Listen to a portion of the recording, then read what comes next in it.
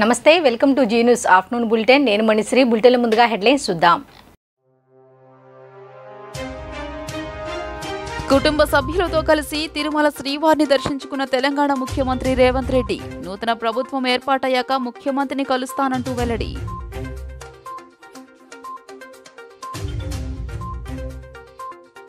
ఈవీఎంను ధ్వంసం చేసిన Macherla YCP MLA అభ్యర్థి పిన్నెల్లి రామకృష్ణారెడ్డి వీడియో సోషల్ మీడియాలో చక్కర్లు పోలింగ్ కేంద్రంలో ప్రవేశించి ఈవీఎం ధ్వంసం చేసిన ఘటనపై ఎన్నికల సంఘం సీరియస్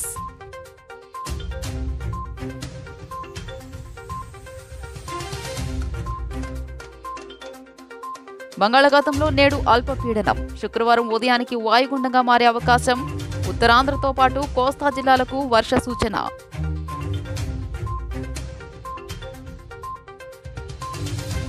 వైఎస్ఆర్సీపీకి 175 సీట్లు ఖాయమన్న మంత్రి బొత్స సత్యనారాయణ ప్రశాంత్ కిషోర్ వ్యాఖ్యలపై మండిపాటు పీకే ఏమన్నా బ్రహ్మ అంటూ ఎద్దేవా తెలంగాణ సీఎం రేవంత్ రెడ్డి కుటుంబ సభ్యులతో కలిసి బుధవారం ఉదయం తిరుమల శ్రీవారిని దర్శించుకున్నారు. టీటీడీ ఈవో ఏవి ధర్మారెడ్డి వారికి స్వాగతం పలికి దర్శన ఏర్పాట్లు చేశారు. ఉదయం రేవంత్ రెడ్డి తన మనవడు శ్రీనుకి తలనీలాలు చెల్లించుకున్నారు. అనంతరం ఉదయం 8:30 వీఐపీ బ్రేక్ దర్శన సమయంలో కుటుంబ సభ్యులతో కలిసి శ్రీవారిని దర్శించుకున్నారు. అయితే ముఖ్యమంత్రి హోదాలో తొలిసారి తిరుమలకు వచ్చిన రేవంత్ రెడ్డికి ఆలయ మర్యాదలతో స్వాగతం పలికారు. తిరుమల శ్రీవారి దర్శనార్థం తెలంగాణ ముఖ్యమంత్రి సీఎం రేవంత్ రెడ్డి నిన్న సాయంత్రం తిరుమలకు చేరుకున్నారు. హైదరాబాద్ బేగంపేట ఎయిర్పోర్ట్ నుంచి ప్రత్యేక విమానంలో రేణిగుంట ఎయిర్పోర్టుకు కుటుంబ సమేతంగా చేరుకున్నారు. అనంతరం రోడ్డు మార్గాన శ్రీవారి దర్శనార్థం తిరుమలకు బయలుదేరి వెళ్లారు. రచన అతిథి గృహం వద్ద సీఎం రేవంత్ రెడ్డికి టీటీడీ ఈవో ధర్మారెడ్డి స్వాగతం పలికారు. తన మనవడి పుట్టెంట్రుకలు స్వామివారికి రేవంత్ కుటుంబ సభ్యులు సమర్పించారు. రాత్రికి తిరుమలలో రేవంత్ రెడ్డి బస చేశారు. ఇవాళ ఉదయం శ్రీవారిని దర్శించుకున్నారు. తెలంగాణలో కాంగ్రెస్ అధికారంలోకి వచ్చిన తర్వాత సీఎం హోదాలో రేవంత్ రెడ్డి తొలిసారిగా బాలాజీని దర్శించుకున్నారు. ఈ నేపథ్యంలో అధికారులు అన్ని ఏర్పాట్లు పూర్తి చేశారు. అనంతరం ఇవాళ తిరిగి హైదరాబాద్ చేరుకున్నారు. తెలంగాణ రాష్ట్ర ప్రభుత్వం ఏర్పడిన తర్వాత స్వామివారి దర్శనం చేసుకోవాలని ప్రయత్నం చేసిన ఎన్నికలు స్థానిక పరిపాలనలో కాస్త సమయం దొరకకపోవడం వల్ల ఈరోజు స్వామివారిని దర్శించుకున్నాం. రెండు రాష్ట్రాల సత్సంబంధాలు కొనసాగాలని, రెండు రాష్ట్రాల అభివృద్ధి పదం వైపు నడవాలని, ఆంధ్రప్రదేశ్లో ఏర్పడబోయే ప్రభుత్వము ఆ రాష్ట్ర ముఖ్యమంత్రితో తెలంగాణ ముఖ్యమంత్రిగా సత్సంబంధాలతో సమస్యలన్నిటిని కూడా పరిష్కరించుకొని కలిసికట్టుగా నడిచి రెండు రాష్ట్రాలు అభివృద్ధి పదం వైపు నడిపించే విధంగా ఒకరికి ఒకరు సహకరించుకొని ముందుకు వెళ్ళాలని ఆకాంక్షించను. అదేవిధంగా తెలంగాణ రాష్ట్ర ప్రభుత్వం తరఫున కొండ మీద ఒక సత్రం నిర్మాణము, కళ్యాణ మండపం నిర్మించి తెలంగాణ నుంచి వచ్చే భక్తులకే కాకుండా దేశం నలుమూలల నుంచి స్వామివారిని సందర్శించుకునే భక్తులందరికీ కూడా సౌకర్యాలు కల్పించడంలో తెలంగాణ రాష్ట్ర ప్రభుత్వం కూడా భాగస్వామ్యం తీసుకోవాలనుకుంటుంది. ఈ ఫలితాల ప్రక్రియ ముగిసిన తర్వాత తప్పకుండా తెలంగాణ రాష్ట్ర ప్రభుత్వం తరఫున సత్ర నిర్మాణానికి అవకాశం ఉంటే కళ్యాణ మండపం నిర్మించి స్వామివారి సేవ కొనసాగించాలని రాష్ట్ర ప్రభుత్వం భావిస్తుంది. తప్పకుండా తొందరలోనే ఆంధ్రప్రదేశ్ ముఖ్యమంత్రిని కలిసి మాచర్ల వైసీపీ ఎమ్మెల్యే పిన్నెల్లి రామకృష్ణారెడ్డి ఓ పోలింగ్ కేంద్రంలోకి ప్రవేశించి ఈవీఎంను ధ్వంసం చేసిన వీడియోలు సోషల్ మీడియాలో వైరల్ అవుతున్నాయి. ఈ వీడియోను తెలుగుదేశం పార్టీ తన సోషల్ మీడియా ఖాతాలో పంచుకుంది. ప్రజలు తమకు ఓట్లు వేయలేదని, జగన్ చేయని పాపం లేదని వ్యాఖ్యానించింది. బూత్లోకి ప్రవేశించిన పిన్నెల్లి నేరుగా బ్యాలెట్ ఛాంబర్ వద్దకు వెళ్లి ఈవీఎంను ఎత్తి నేలకేసి కొట్టిన దృశ్యాలు ఈ వీడియోలో ఉన్నాయి. ఓ వ్యక్తి దీన్ని అడ్డుకునేందుకు ప్రయత్నించగా ఎమ్మెల్యే పిన్నెల్లి అతడిని బెదిరిస్తూ బయటకు వెళ్లిపోయారు. ఇదంతా పోలింగ్ బూత్లో ఏర్పాటు చేసిన సీసీటీవీ కెమెరాలో రికార్డైంది. దీనిపై టీడీపీ స్పందిస్తూ ప్రజలు తమకు ఓట్లు వేయలేదని, జగన్ చేయని పాపం లేదని వ్యాఖ్యానించింది. పోలింగ్ రోజున మాచర్ల నియోజకవర్గంలోని పాల్వా గేట్ పోలింగ్ కేంద్రంలో సాక్షాత్తు ఎమ్మెల్యే పిన్నెల్లి రామకృష్ణారెడ్డి ఈవీఎంలు ధ్వంసం చేస్తున్న దృశ్యాలు సీసీ ఫుటేజ్లో రికార్డయ్యాయని వెల్లడించింది. ఓ పక్క ఈవీఎంల ధ్వంసం, మరోపక్క మారణ హోమం చేసి ఏమీ తెలియనట్టు జగన్ రెడ్డి దేశం దాటిపోతే ఈ పిల్ల సైకోలు రాష్ట్రం దాటి పారిపోయారని టీడీపీ పేర్కొంది. ప్రజాస్వామ్యాన్ని అపహాస్యం చేసిన ప్రతి ఒక్కరూ జూన్ 4 తర్వాత చట్టం ముందు దోషులుగా నిలబడక తప్పదని హెచ్చరించింది.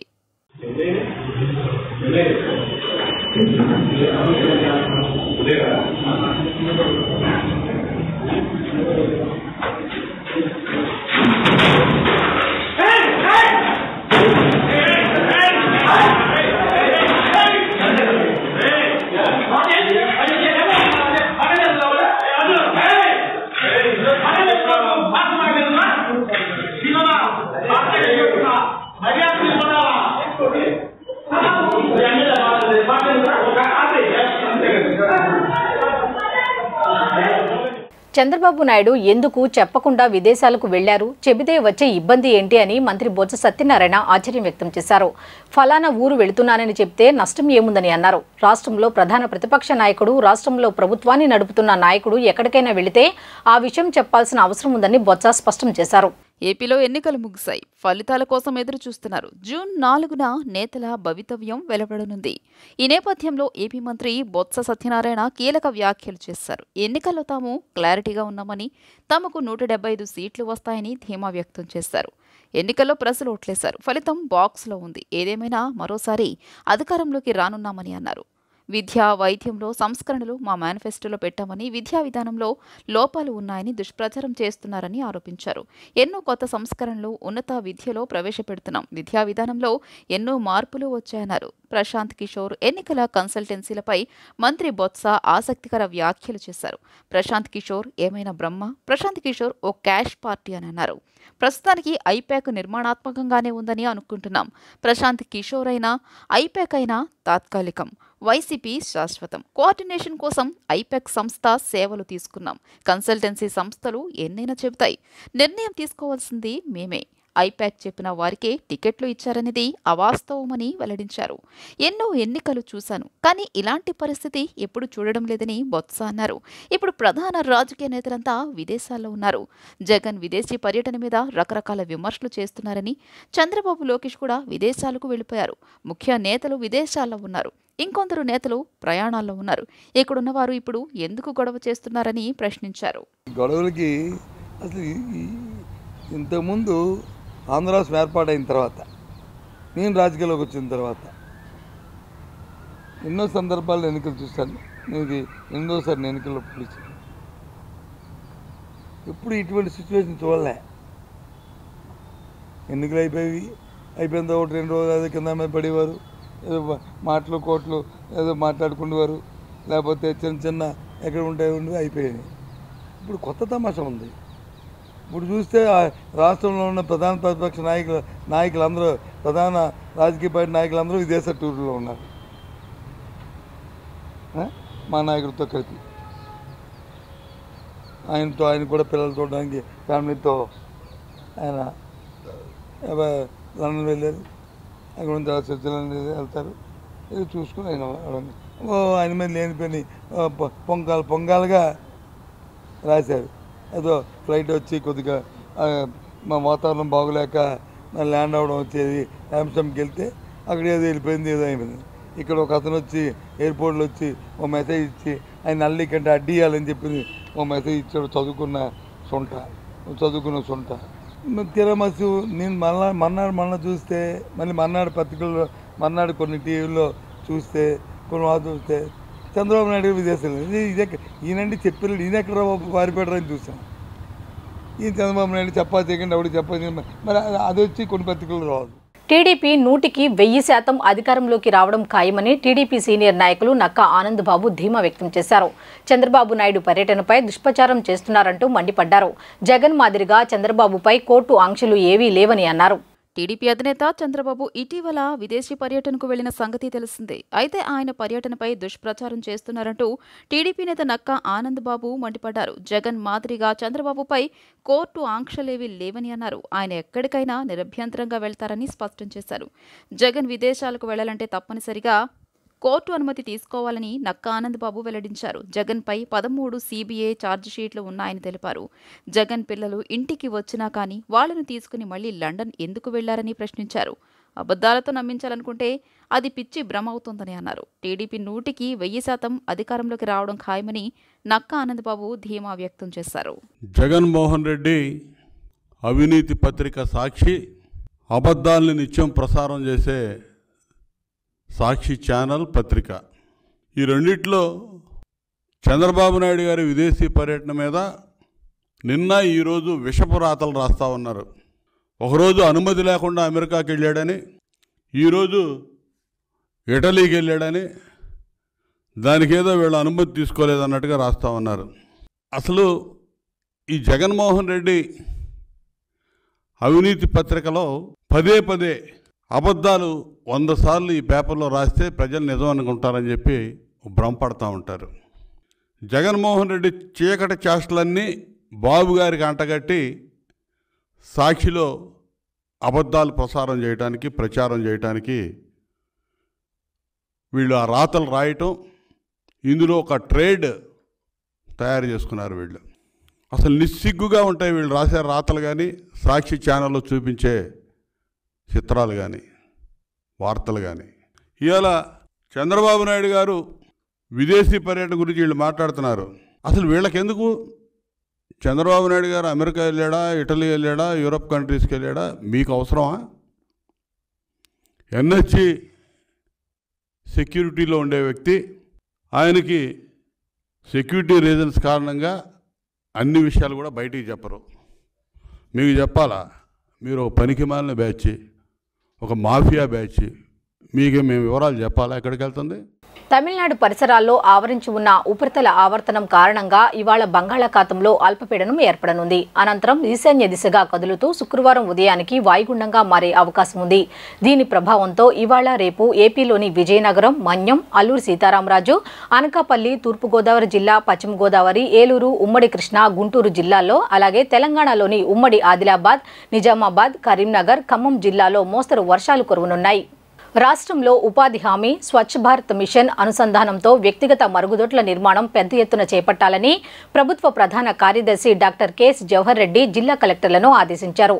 త్రాగునీటికి ఎటువంటి ఇబ్బందులు లేకుండా చూడాలని సూచించారు. తాగునీరు, ఉపాధి హామీ పనులు, విద్యుత్ సరఫరా పరిస్థితులపై మంగళవారం రాష్ట్ర సచివాలయం నుండి ప్రభుత్వ ప్రధాన కార్యదర్శి డాక్టర్ కెఎస్ జవహర్ రెడ్డి జిల్లా కలెక్టర్లతో వీడియో సమావేశం నిర్వహించారు. ఈ సందర్భంగా ఆయన మాట్లాడుతూ, మహాత్మాగాంధీ జాతీయ ఉపాధి హామీ పథకం పనుల నిర్వహణకు ప్రస్తుతం మంచి అనువైన సీజన్ కావున పెద్ద ఎత్తున ఉపాధి పనుల నిర్వహణకు తగిన చర్యలు తీసుకోవాలని ఆదేశించారు. రాష్ట్రంలో 1,00,000కు పైగా వ్యక్తిగత మరుగుదొడ్లను మంజూరు చేశామని, కావున ఉపాధి హామీ, స్వచ్ఛ భారత్ మిషన్ అనుసంధానంతో వాటికి సోక్ పీటను నిరిగించే విధంగా చర్యలు తీసుకోవాలని చెప్పారు. ఉపాధి హామీ పనుల్లో వాటర్ కన్జర్వేషన్ పనులకు అధిక ప్రాధాన్యతను ఇవ్వాలని ఆదేశించారు. తదుపరి తాగునీరు, విద్యుత్ సరఫరా పరిస్థితులపై సీఎస్ జవహర్ రెడ్డి కలెక్టర్లతో సమీక్షించారు. ఈ సమావేశంలో రాష్ట్ర పంచాయతీరాజ్ శాఖ commissioner K Kannababu, RWS INC Krishna Reddy, వర్చువల్గా జిల్లా కలెక్టర్లు తదితర అధికారులు పాల్గొన్నారు. పెనమలూరు మండలం కానూరు గ్రామానికి చెందిన ఆరేపల్లి వాగ్దేవి మంగళవారం సాయంత్రం ఆడుకుంటూ అదృశ్యమైన ఆరేపల్లి వాగ్దేవి శవమై చెరువులో కనిపించింది. కాగా బాలిక తండ్రి ఫిర్యాదు మేరకు పెనమలూరు పోలీసులు మిస్సింగ్ కేసు నమోదు చేసి సిఐ రామారావు బృందం ఆధ్వర్యంలో రాత్రంతా ఇంటి వద్ద పక్కనే ఉన్న చెరువులో గాలింపు చర్యలు చేపట్టారు. నేటి ఉదయం చెరువులో బాలిక మృతదేహాన్ని పోలీసులు గుర్తించి గజ ఈతగాళ్ల సాయంతో మృతదేహాన్ని బయటకు తీశారు. కళ్ల ముందు తిరిగిన కన్న కూతురు శవమే కనిపించడంతో ఆ కుటుంబంలో తీవ్ర విషాద ఛాయలు అలుముకున్నాయి. నేను మధ్యాహ్నం ఆఫీస్కి వెళ్ళేటప్పుడు తీసుకెళ్ళాను సార్, కొట్టు దగ్గరికి తీసుకెళ్ళి స్నాక్స్ ఇప్పించానండి. స్నాక్స్ ఇప్పించి తను ఇంటికి వచ్చింది, నేను డ్యూటీకి వెళ్ళాను. ఇంకంతే సార్. 2:40కి వెళ్తాను సార్, నేను 2:40కి వెళ్తాను. పిల్లని తీసుకెళ్ళా, ఇద్దరం కలిసే వెళ్ళాము. కొట్టు దగ్గర బిస్కెట్ ప్యాకెట్లు ఇప్పించి నేను పంపించాను. నేను చేంజ్ తీసుకునే లోపు వచ్చేసింది. నేను ఇంకా ఇంటికి వెళ్ళిద్దని నేను ఆఫీస్కి వెళ్ళిపోయాను. నాకు 6:27కి ఫోన్ చేశాడు బాబు, వేరే వాళ్ళ ఫోన్లో నుంచి చేసి సిరి కనిపిస్తలేదమ్మా అని చెప్పాడు.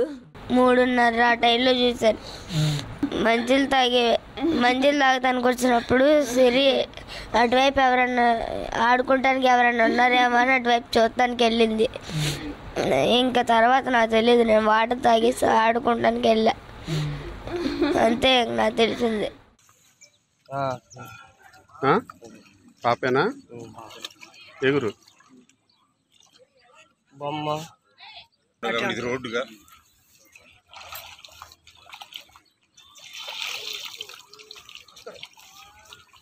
నెల్లూరు జిల్లా సున్నపుభట్టి ప్రాంతంలో 45వ జాతీయ రహదారిపై రోడ్డు ప్రమాదం చోటు చేసుకుంది. ట్రావెల్స్ బస్సు అదుపు తప్పి డివైడర్ను ఢీకొట్టి ఎదురుగా వస్తున్న లారీని ఢీకొట్టడంతో బస్సు డ్రైవర్ మరణించాడు.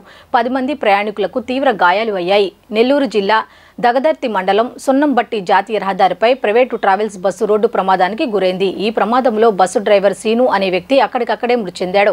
విజయవాడ నుండి చెన్నై వెళ్తున్న స్లీపర్ కోచ్ బస్సు డివైడర్ను ఢీకొని కావలి వైపు వెళ్తున్న లారీని ఢీకొనడంతో బస్సు బోల్తా పడినట్లు పోలీసులు తెలిపారు. ఈ ప్రమాదంలో బస్సులోని 10 మంది ప్రయాణికులకు తీవ్ర గాయాలు అయ్యాయి. క్షతగాత్రులను హుటాహుటిన అంబులెన్సులో నెల్లూరు ప్రభుత్వ ఆసుపత్రికి తరలించారు.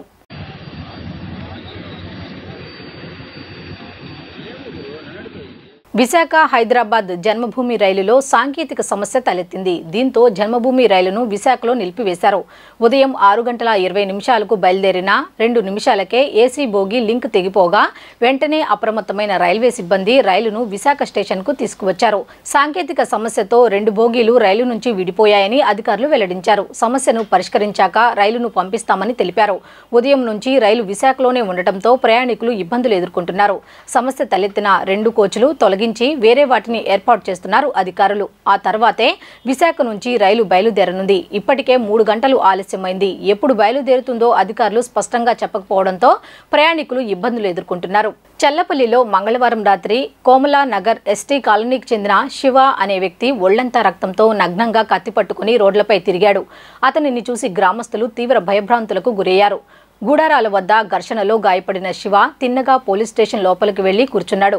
స్టేషన్ ఆవరణలో బయట రోడ్డు మీద నగ్నంగా కూర్చొని రచ్చ చేశాడు. పోలీస్ సిబ్బంది వెంటనే ఈ సమాచారం అధికారులకు అతని బంధువులకు అందించి ఆసుపత్రికి తరలించారు. ఈ ఘటన స్థానికంగా తీవ్ర సంచలనంగా మారింది.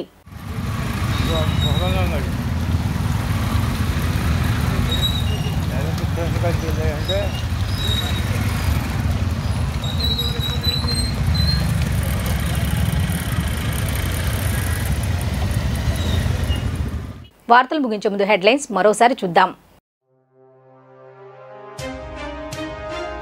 కుటుంబ సభ్యులతో కలిసి తిరుమల శ్రీవారిని దర్శించుకున్న తెలంగాణ ముఖ్యమంత్రి రేవంత్ రెడ్డి నూతన ప్రభుత్వం ఏర్పాటయ్యాక ముఖ్యమంత్రిని కలుస్తానంటూ వెల్లడి.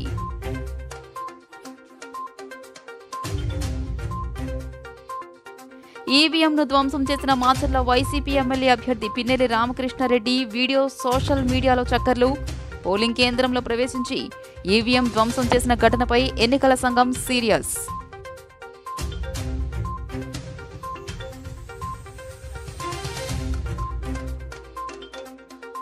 బంగాళాఖాతంలో నేడు అల్పపీడనం. శుక్రవారం ఉదయానికి వాయుగుండంగా మారే అవకాశం. ఉత్తరాంధ్రతో పాటు కోస్తా జిల్లాలకు వర్ష సూచన.